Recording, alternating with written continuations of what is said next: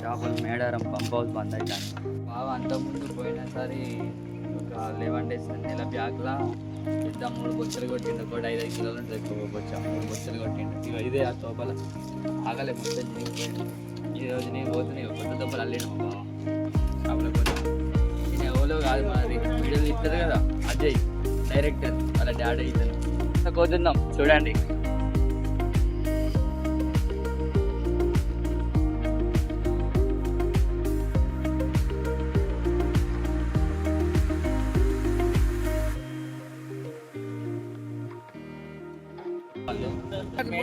Pump house అంటారు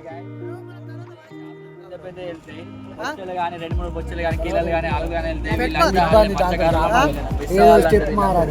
చూడండి మీ ముదిరాజులు వీళ్ళంతా బెస్ట్ వాళ్ళు. సో ఇక్కడనే పట్టేస్తారు చేపలు. ఏమన్నా ఉందా లేదా మరి అంతేనా? ఏ పట్టే వాళ్ళు పడుతుందాం ఎన్ని పడతాయి ఈరోజు? టార్గెట్ అయితే ఒక పెద్ద బొచ్చ 5 kg ఇది 2 రౌండ్ ఎంత అయితే అడ్డకిలయా.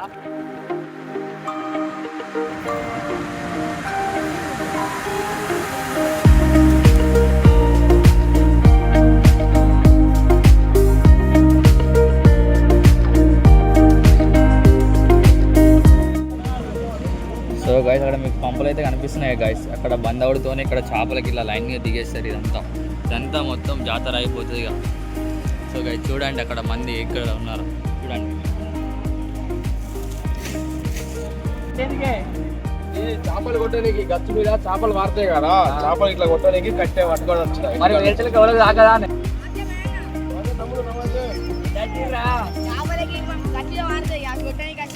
నీకెందుకురా పోరగాళ్ళు అవసరమా రా?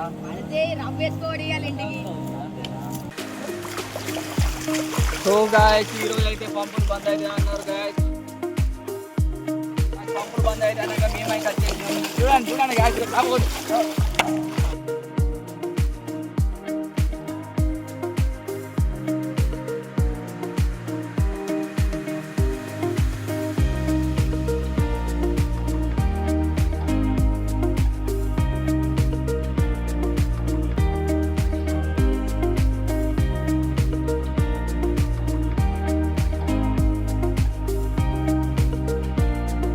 వచ్చినాం.